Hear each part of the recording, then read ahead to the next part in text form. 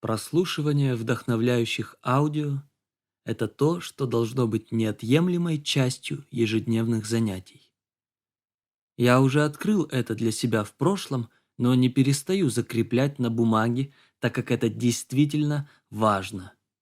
Речь идет в первую очередь о поддержании вдохновения, веры, желания менять свою жизнь к лучшему. Все-таки ораторское искусство в частности и в большем масштабе слова вообще — это великое искусство, способное возбуждать в душе чувства, стремления, которые до этого там пассивно спали.